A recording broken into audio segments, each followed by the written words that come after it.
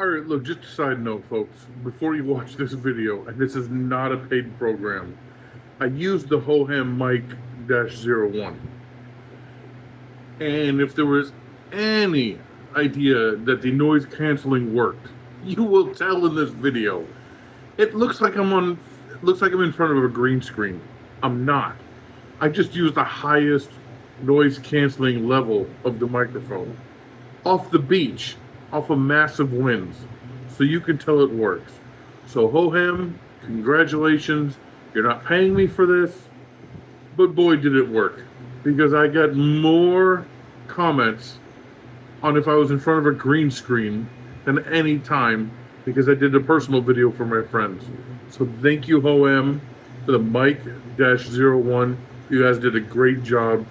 Your noise cancellation was top notch, and you will tell in this video. I'm sorry if a lot of you like to hear the ocean, but this time you don't. I'm gonna have to take it back a notch so you can at least hear the ocean. I'm not in front of a green screen.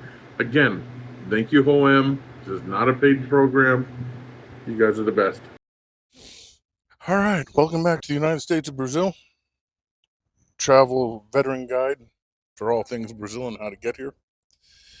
I'm speaking close to this microphone today because usually when you're off the beach, it gets kind of windy and it's kind of hard to find a non-windy day. So I'm hoping this kind of works out. A lot of people ask me why I retired to Brazil, what made me do it. A good question. I loved America. I love America.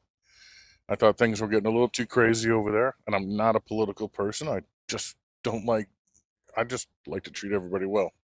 I treat everyone the way they should be treated. So, and when two parties can't get along, they can't treat each other with respect. And well, you get kind of caught in the middle, and there's a lot of you caught in the middle. I was caught in the middle, good and bad. So, one day, well, let's go back. I do a lot of traveling around the world. So, it was a toss up between here, Morocco, and Colombia. Medellin, Colombia, I loved. I couldn't breathe there because I vape. It's like 100% humidity. I even had to take a puffer, and I don't even have asthma. I had to take a puffer just so I could vape and breathe. A beautiful town, though. Beautiful town, wonderful people. Cartagena was beautiful as well, but a little too small. Morocco, I visited several times down in Agadir, which is like mini French coast, and it was beautiful, and those people were great. But again, I decided to move to Brazil and Fortaleza because my brother, who's a foreign exchange student, no, but I got it, who's a foreign exchange student back when I was in high school, was with us for a year. We became really close, and he became like a brother of mine. So when it came time to move to a different country, it was a little bit easier moving to Brazil and to Fortaleza because I know someone here. And if things hit the fan and I had to get home or I got in trouble, at least I have someone here that can help me. Hopefully, unless I didn't do something stupid. So I kept visiting Brazil a couple times, and my VA benefits, or no, obrigado. And my VA benefits, I think it was like only 10% disabled because they messed up my DD 214 and lost half my records.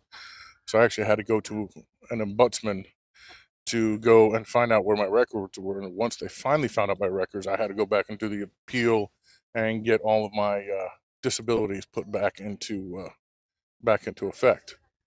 So I was on my way home the second time from Fortaleza, and I remember walking through the airport, and I looked out the window and saw Camelback Mountain and the desert, and everything was so brown. And now that I know that I'm actually going to be comfortable enough to live per month here, I took a deep breath and said, you know what? I'm done. No one believed me. No one wanted to believe me because I'm always at work 6, 7 days out of the week. Barely take one day off because I loved what I do. I loved working with Harley Davidsons. I loved all the people I was around. I loved my employees. I was general manager of Eagle Rider Rentals and Tours in Scottsdale, Phoenix, and Oregon. Just decided it was done. And with my disability, I was able to make it happen. And Brazil and Fortaleza, it is 30 to 50% cheaper than in Arizona. I was living in a 2-bedroom, 1-bath house, beautiful, I mean, beautifully one humongous backyard. You could have fit like 5 RVs in there, and it was like $1,500 a month. Here, I mean, yeah, I live in a 2 bedroom, but I live on the 21st floor overlooking the ocean.